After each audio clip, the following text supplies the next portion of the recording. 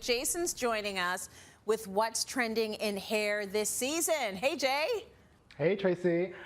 For sure, every fall, it's so exciting to see these new haircuts and colors. It just feels fresh for fall.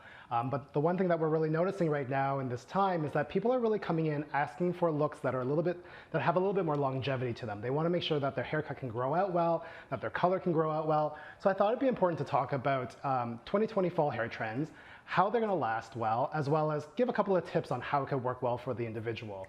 So the first look that I love, and it's been around for decades, and you know what?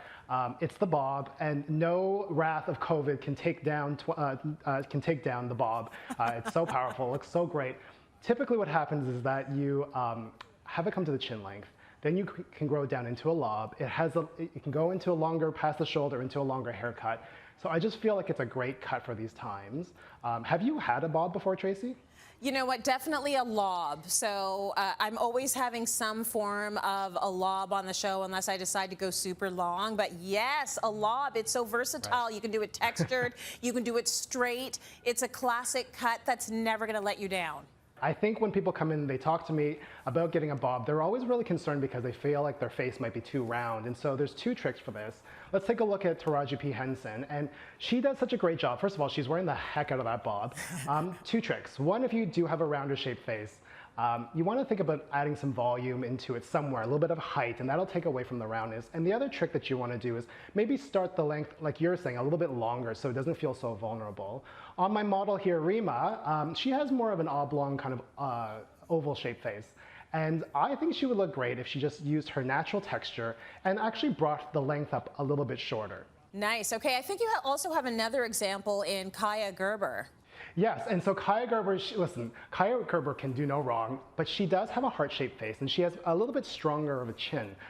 And so she looks great with a straighter length, but if you do have any kind of features that are a little bit stronger, add that texture. It'll just soften things up a little bit. So that's something to take away for you at home to remember when you are doing stronger looks, to add a little texture, it'll soften things up. Okay, now let's talk a little bit about balayage. So if you can explain that for folks who do not know what that term means, and is that hot right now still into fall? Absolutely. So balayage is a technique. It's a coloring technique, similar to like highlights would be. But balayage, it was originated in France in the 70s, and it means to sweep the color onto the hair. So you get that really nice gradient look. It's like, what's good about longevity with the balayage is that you're actually leaving your natural color out, and so it can grow out really well. But for fall, we always love a warmer tone. Somebody like Chrissy Teigen has a beautiful golden balayage, and why it works on her is because she has warmer skin tones. Another great person to think about is Priyanka Chopra. She also has very rich, beautiful eyes and more of a warmer skin tone. So the warmer balayage works on her. Now my model Rima tends to pull a little bit pinker tones. And so if you have cooler tones in your skin, you also want to stick with cooler tones with the hair. So when it comes to the balayage, you would want to go with the neutral tones. You would want to go with the beigeier tones or the ashier tones. Another big trend for fall is the soft fringe. And I love a good soft fringe because it really does update your look. It makes it look really chic. A perfect example of somebody who has a really nice fringe is Camila Cabello. Now, Camila tends to have a bit of a longer shaped face, so a fringe is really, really good for her. Can grow up pretty well. If you are scared of, the commitment of getting bangs, as we can see here on my model Rima, you could always just like play with pieces, kind of let them, bring them up a little bit shorter. Yeah, and so just play with it that way. Another big trend, this is gonna bite me in the butt because I'm always talking about the 90s being so hot and such a big trend right now for hair, is the mullet. Billy Ray Cyrus in the 90s is a thing, but I'm more into his daughter, Miley Cyrus, and I love the way she has her kind of chic, shaggy mullet.